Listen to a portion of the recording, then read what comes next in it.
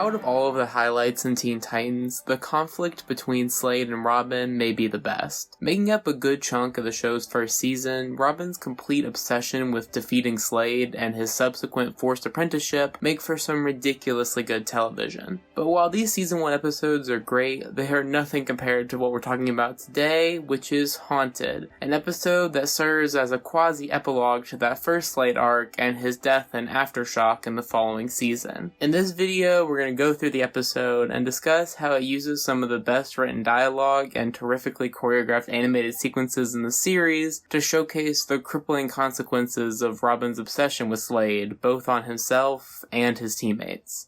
It's over, Robin.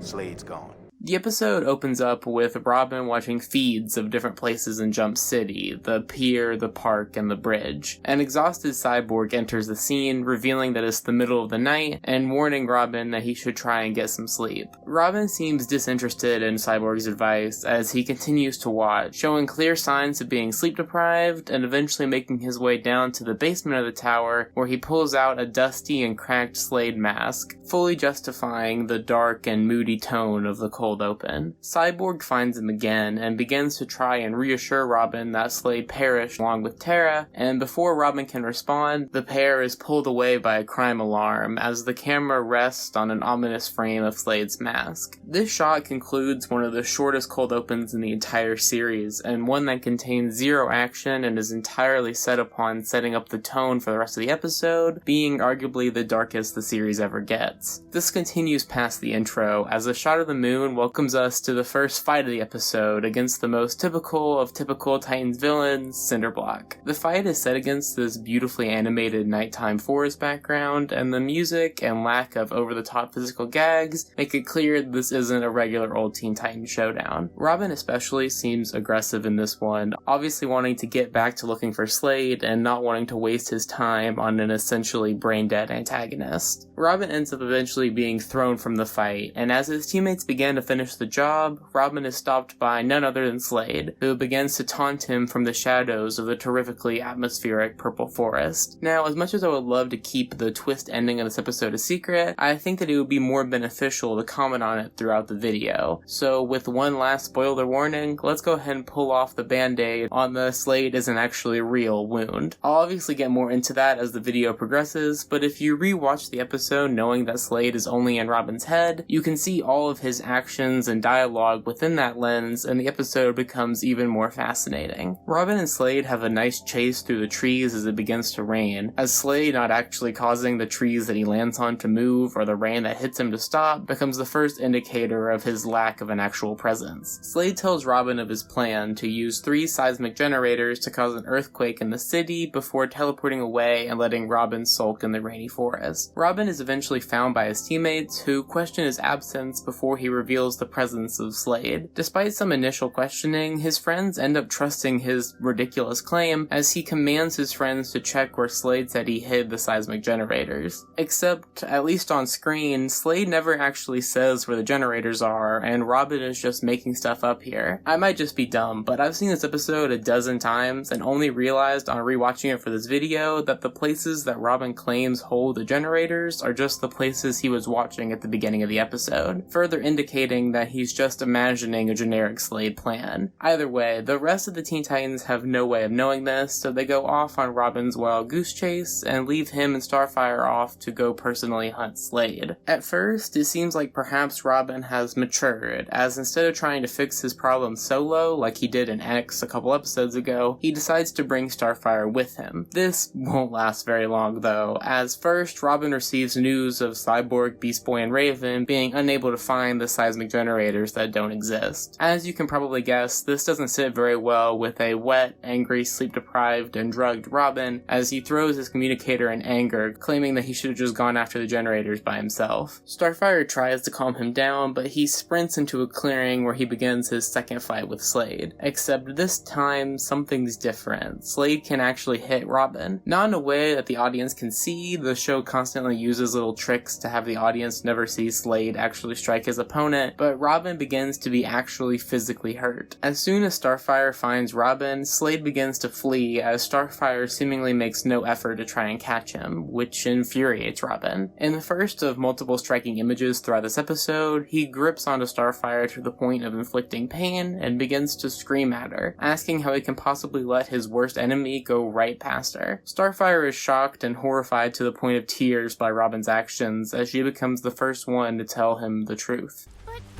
Robin, there was no one there.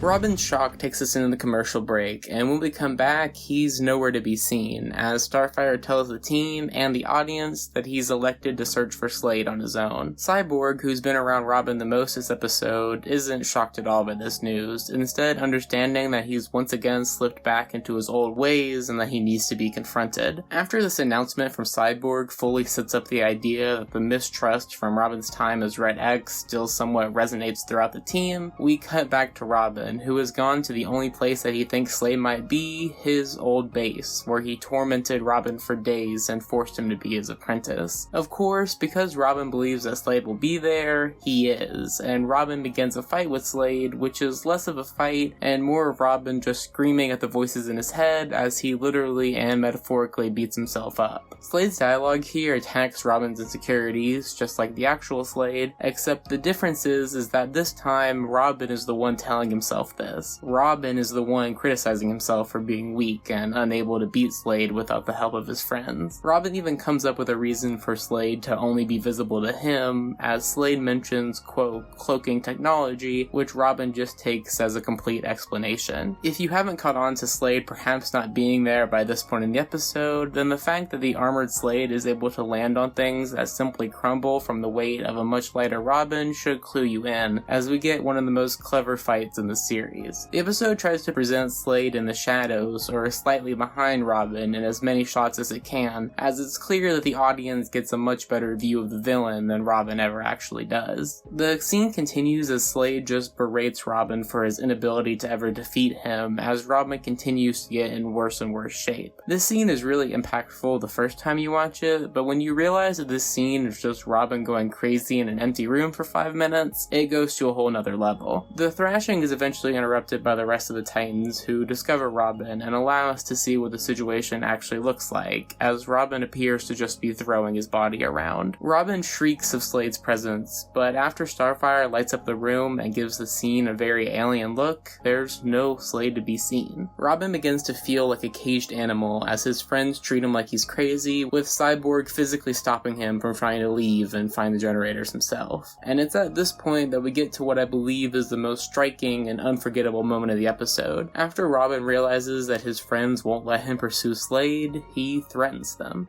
And I'll take down anyone who gets in my way!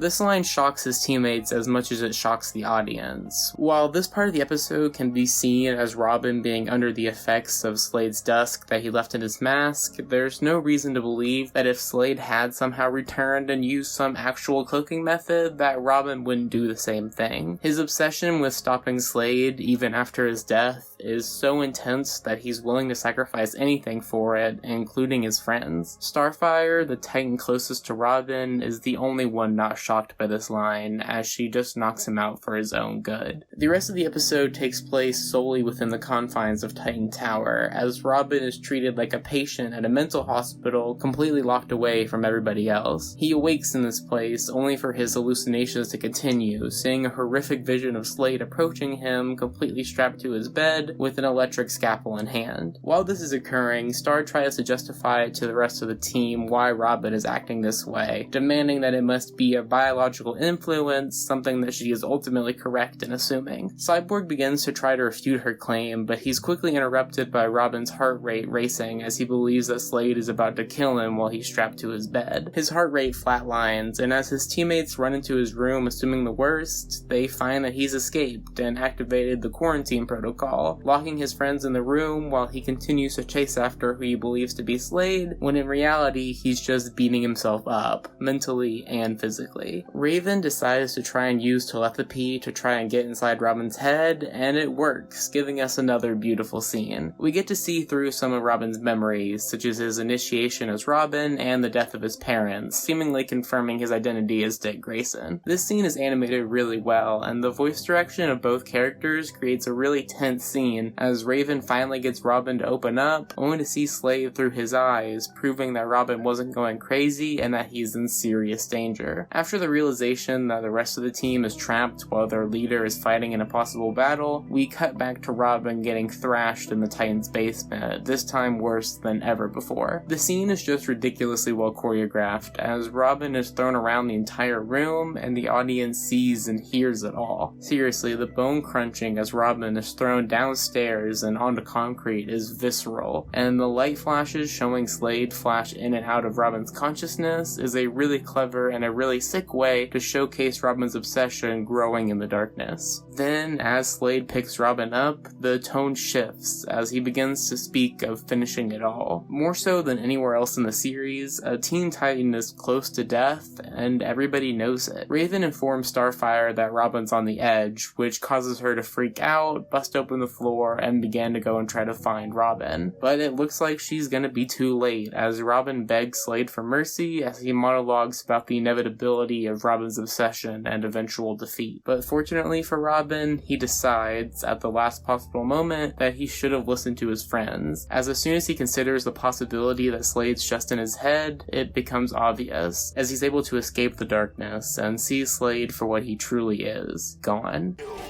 Lights out, Slade.